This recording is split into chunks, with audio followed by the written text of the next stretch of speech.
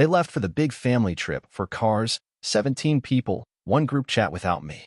I woke up to an empty house.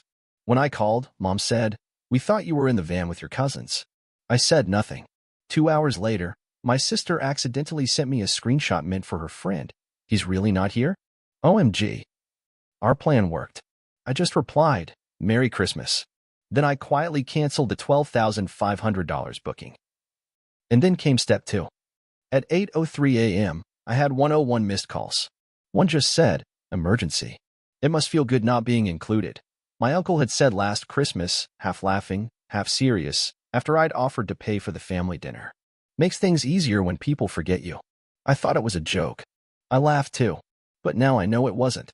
This year, I woke up in a silent house on December 23rd. No messages. No knocking. No breakfast smells. Just a quiet so thick it felt like insulation. The living room was spotless, except for a stray charging cable and 2 pine needles near the door.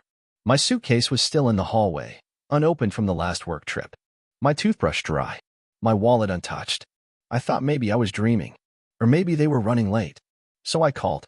Mom picked up on the second ring, like she wasn't expecting it. I said, "Hey, where is everyone?" There was a pause. The kind that swells like water behind a dam.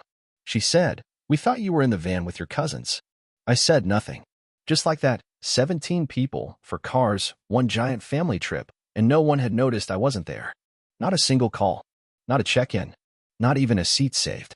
She said, "I swear, I thought Zach told me you were in car too. Maybe there was a mix-up." Another silence. Then I hung up. I didn't yell. I didn't ask why I wasn't on the group chat. Why I was left out of the planning. Why I'd helped pay for that Airbnb in the mountains. Yes, $12,500 on my credit card, and still wasn't counted. 2 hours later, my phone lit up. It was a screenshot. From my sister, Emma. I could tell it was meant for someone else, probably her friend Caitlin. It showed the group chat. 17 names. A pinned message about the itinerary. Underneath, her text read, "He's really not here? OMG. Our plan worked." I just stared at it.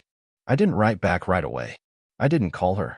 I just sat down at the kitchen table, opened my laptop, logged into the Airbnb account, and quietly hit cancel. The refund processed in seconds. The money would return to my card within 3 to 5 business days.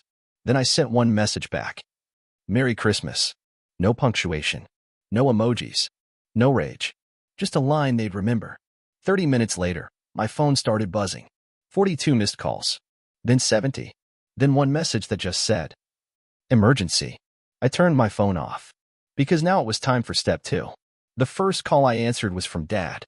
His voice was raw like he'd been screaming already. "What did you do? You canceled the whole house?" "No," I said calmly. "I canceled my booking. It just happened to be the entire booking. Because it was on my card." "You think this is a joke?" he growled. "There are 17 people standing outside a cabin in the snow. You think I'm a joke," I said, and hung up. I turned my phone back on an hour later. By then, the panic had become orchestral. Missed calls from my mother, Aunt Marianne, Cousin Leo, Emma again, even her boyfriend Zach, who had apparently become family faster than I could even get a group invite. I didn't respond.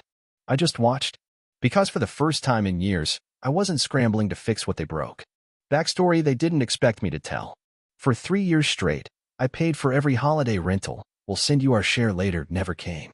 Every birthday gift for cousins? On me. Every time Emma's car broke down, guess who she called? Not because I was her brother, but because I was the default. Mom once told me, "You're the responsible one. That's why we lean on you." No, I was the quiet one. That's why they thought I wouldn't fight back. They used me like a credit card that never expired. Fake apologies and real lies. By Christmas Eve, they were desperate. Mom texted, "We didn't mean to exclude you. There was just a lot going on with Emma's kids and Zach's visa. Please let's not ruin Christmas." I didn't answer. Emma posted on Instagram from a roadside diner near the mountains. Black coffee, messy hair, and a caption. "Family means not always agreeing, but always forgiving." I laughed. The comments were all sympathy. "Stay strong, babe. Hope things calm down soon. People show who they are when it matters most." And then I saw it. A story from her private account, one I wasn't supposed to follow anymore. Screenshot of our family group chat, minus me. Caption. "He's finally out. Can't believe it took this long." Below it, A photo of the Airbnb refund email, the one I received. They planned it. Knew I'd fund the trip. Knew I'd be excluded. And they thought I'd still pay. I checked my statements. Not just Airbnb. Emma had used my Netflix, my Spotify, my Amazon Prime, including several next-day orders for hiking gear. None of it for me. None of it with me. But all on my tab. Then I saw it. A $780 charge to a ski rental store in Aspen. I'd never even been skiing. They'd used my login, my auto-filled card, my identity. I screenshotted everything. Then I checked the family group chat from 2 years ago when Emma begged me to help her consolidate her debt, just for 3 months. It had been 31. Silence turned into sabotage. On Christmas night, I posted something. Not public. Not yet. Just a close friend story with a screenshot of the refund confirmation and the caption. Turns out, I wasn't as invisible as they thought. By the next morning, I had messages from people I hadn't heard from in years. Cousin Leo. Hey man, I had no idea they didn't invite you. That's messed up. I only came 'cause they said you couldn't make it. Aunt Marianne. You were paying for all of this? I thought your mom and dad covered the house. I'm shocked. But the real gold came from Zach, Emma's boyfriend, the tag-along prince. He texted me, nervous at first. Then he wrote, Dude, I didn't know about any of this. I thought you were just staying back for work. Emma said you volunteered to cover the Airbnb. Then, she said you didn't like being around people anymore. That you were fragile. Fragile. The same word Dad had used last year after I told him I was burned out from work. Fragile boys don't last long in real life. What Zach revealed broke everything open. Zach called that evening, voice shaky. He told me everything. Emma had been planning the perfect family trip since October. Her words, not mine. She called it her Christmas rebrand. New vibe, new family structure, no drama, which apparently meant no me. She told Zach she'd handle the Airbnb. Then she let it slip to Mom that I had volunteered to cover it. She never told anyone I was coming. Never added me to the travel doc. Never invited me to any of the planning Zooms. She said you'd just get in the way, Zach whispered. That you ruined the mood. He told me he tried to push back, said I should be included, and Emma told him, don't worry, he's used to being left out. He won't even notice. I hung up without saying a word. The evidence folder begins. That night, I started a new folder. I named it, Used. Screenshots. Emails. Emma's Instagram stories. The Amazon invoices. The Airbnb charges. Old messages where they told me I was part of the family, but always somehow the last to know, the first to pay. Then I opened a new tab, typed $12, 500 Airbnb chargeback plus fraud, and began my next step. They thought I was gone, that I'd sulk in silence like I always did, that I'd retreat to my little apartment with my half-finished puzzles and unspoken grudges and let them celebrate without interruption. They were wrong. Because while they were hiking through snow trails and smiling for photos and coordinated flannels, I was already 10 steps ahead. And I knew where they were. How? Because Emma, brilliant strategist that she is, had forgotten that my Spotify account was still logged into her phone. She'd been using my premium for months, no ads, unlimited skips. But more importantly, it showed me her GPS pin. I watched her move across the map in real time. The cabin, the store, the trails, and then the Christmas dinner reservation. 7 p.m., Mountain Hearth Lodge, Aspen Room. I booked a table. Same lodge. 1 hour earlier. I packed my laptop, the folder marked, Used, a printed stack of every transaction from my card, and my phone with the screenshots queued up. I threw on a suit I hadn't worn since my last job interview and drove up the mountain in silence. Just me, the engine, and the fury. 7 p.m., the Aspen Room. They were already seated when I arrived. 4 tables pushed together. 17 people. The real family. My seat, of course, was empty. I watched from across the room for a moment. Mom was smiling nervously. Dad was pouring wine like a senator. Emma was scrolling through her phone, probably checking how many likes her blessed Christmas post had racked up. Zach looked miserable. Then I walked over. Dead quiet. Forks froze midair. I started. Someone, I think it was Aunt Julia, muttered, "Oh no." "Hey everyone," I said cheerfully. "I heard we were doing Christmas dinner." No one spoke. Then Emma, "This is not your reservation." I smiled. "Actually, it is. You're sitting under my name. The one that paid for the lodge package. Check the receipt." Dad stood up. "You're making a scene." "No," I said. "I'm making a point." I pulled out my laptop, opened the folder, and turned the screen toward the table. "Let's take a look," I said. The moment it all fell apart. First, the Airbnb invoice. My name. My card. $12,500. Then the refund confirmation. Timestamped. Then the text from Emma. He's really not here? OMG. Our plan worked. Emma tried to speak. I held up my hand. Then we have the Amazon orders. Hiking gear, ski boots, Emma's new parka, all on my Prime. Next, Netflix, Spotify, Uber, all me. I turned to my parents. Here's your grocery delivery receipts. The ones you said came from your pension. That's funny. This card says otherwise. Then I pulled out the final sheet. A single, printed screenshot. It was Emma's private story. He's finally out. Can't believe it took this long. Dead silence. Mom looked like she'd swallowed glass. Dad clenched his jaw so tight I thought he might crack a tooth. Zach. Zach stood up slowly, cleared his throat, and said, "Yeah, I'm done." Emma turned. "What? You're seriously?" He held up a hand. "I try to give you the benefit of the doubt. But this is cruel. You used him. Lied to all of us. And for what? A photo op." She stammered. "You don't understand." "I understand enough," he snapped. "I'm not staying another night in that cabin. You people are impossible. The family fracture." Aunt Marianne whispered something to Mom. Uncle Leo said out loud, "I didn't know you were paying for all this, man. I thought you just didn't want to come." Dad finally exploded. "This is exactly why we didn't invite you. You always act like a victim, always trying to make people feel guilty." I stepped closer. "No," I said.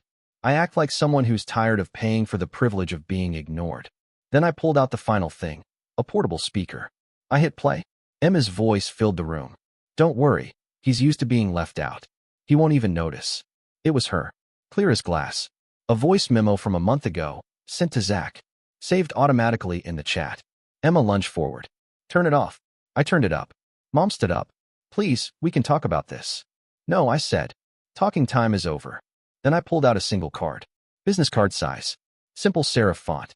It read, "This dinner was paid for by the one you left behind. Bon appetit." I placed it in the center of the table, closed my laptop, and walked out. Behind me, I heard chairs scrape. A plate clatter. Someone muttering, "Jesus Christ." Outside, the snow had just started to fall. By the time I got back to the city, my story was already echoing through the cracks. Zach had driven straight home after the dinner and made a short but powerful post. Sometimes you find out too late that the people closest to you are capable of orchestrating cruelty like it's a holiday plan. He didn't name anyone. He didn't have to. People connected the dots. Fast. I went public. The next morning, I posted a thread. No dramatic caption. Just this. They left for the big family trip. 4 cars, 17 people. And one group chat without me. I woke up alone in the house I paid for. 2 hours later, I got a message meant for someone else. "He's really not here?" OMG. Our plan worked. So I canceled the $12,500 booking. And then I pressed play on the truth. Underneath, screenshots of transactions, the voice memo, the messages, the lodge receipt, and my final dinner table photo, 17 people frozen in silence while I walked away. It blew up. Thousands of likes, retweets, comments, DMs. People shared their own stories. The sibling who always took. The parents who manipulated with guilt. The relatives who only remembered your name when the rent was due. Someone wrote, "You didn't just cancel Christmas. You reclaimed it." Mom messaged me the next evening. "Please delete that post. People are calling. We're embarrassed. This wasn't supposed to go public." Then, "Your father says you've gone too far. He's thinking of talking to a lawyer." Then, "Emma hasn't stopped crying." I didn't respond. The next day, Emma messaged too. Just one line. "You ruined everything." I finally replied, "No, Emma. I revealed it. A new kind of Christmas." On December 26th, I uploaded a video. Just me. One chair. White background. Calm voice. "I didn't want to do this. But you made me the villain before I even knew there was a script. You planned a trip with my money, without my name. Then laughed when I wasn't there. So here's the truth. Not for revenge, but for record. I laid it out. The silent years of being the dependable one. The way they'd used me, excluded me, then tried to gaslight me into silence. I played the voice memo. I ended with this. If you're watching this and you've ever been the one left behind, here's your sign. It's not your fault. It's theirs. The video hit 3 million views in a week. They tried to save face. Dad posted a half apology on Facebook. Families fight. But real men don't air dirty laundry. Uncle Leo commented, Should have just invited him. Emma tried to pivot. She posted an Instagram story with a black screen. People change when you stop letting them manipulate you. I see clearly now. I laughed out loud. She really tried to rebrand herself as the victim of the story she wrote. The unexpected reaction. Then something strange happened. 3 of my younger cousins, the quiet ones, the overlooked ones, messaged me separately. Each said a version of the same thing. Thank you for saying what we couldn't. One even said, I saw myself in your video. I thought I was crazy. Now I know I'm not. That hit me harder than anything. It wasn't just my story. It was a blueprint for getting out. Then came the business offer. I got a message from a content platform I'd never heard of. They offered to license my story as a short docu-series, anonymous, narrated, visualized. I said yes, with one condition. I don't want to be famous. I want people like me to feel seen. They agreed. Then another email came in from a law firm. Not for me. For them. Apparently, Emma had used my name and financial details on a health insurance application to get better coverage. Fraudulent. Traceable. Legal consequences pending. No more silent generosity. On New Year's Eve, I posted one final story. A photo of my apartment. Cozy. Clean. A glass of wine on the windowsill. Caption. This year, I unwrapped the truth. And it was better than anything I ever got under the tree. No likes from family. Only hearts from strangers. And a few allies I never knew I had. I spent the night watching fireworks alone. And I've never felt more free. On January 3rd, I changed my number. No warning. No goodbye texts. No just in case you need me. I let it die like a forgotten voicemail on a phone nobody charges anymore. I watched the last few messages come in like clockwork. Emma, are you really going to erase all of us? Dad, you made your point. Now act like a man and fix this. Mom, you're still my son. That matters more than anything, doesn't it? No, it doesn't. Because what I finally understood, what burned through every leftover excuse in my chest, is that I was never included by love. I was included by utility. The second I stopped paying, stopped absorbing, stopped apologizing, I was no longer family. I was noise. A problem. A threat to their narrative. I didn't ghost them. I outgrew them. I signed the lease on a new place. Downtown. 27th floor. South-facing windows. No spare bedrooms. No couch large enough to crash on. The first thing I unpacked was the photo of me at the dinner. The moment just before I walked away from the table of 17. I framed it. Hung it in the hallway. Not as a trophy. As a reminder. Never beg to be where they don't want you. The message they couldn't ignore. On January 8th, I got a letter. Real paper. Stamped envelope. From my parents' lawyer. Our clients are concerned about reputational damage. They request that you remove any public-facing posts and issue a clarifying statement indicating that your social media material is fictionalized. It was laughable. So I responded. My material is factual, documented, and protected. If you proceed, discovery will include bank records, text archives, voice memos, and eyewitnesses. Also, good luck with the fraud investigation into Emma's insurance claim. That one wasn't even my report. I never heard from that lawyer again. I built something bigger than revenge. Within 6 weeks of going public, I'd been invited to guest on 3 podcasts, 1 panel on toxic family dynamics, and a docuseries shoot in Toronto. I turned most of them down, but I did one. The first. The host asked me, "What do you say to people who tell you blood is thicker than water?" I smiled and said, "Then don't be surprised when your own family tries to drown you." The final gesture. And then came the sign. Literally. I opened a small co-working space on the edge of the city. Creative types, freelancers, people who'd clawed their way out of messes and needed somewhere to rebuild. I called it Not Included.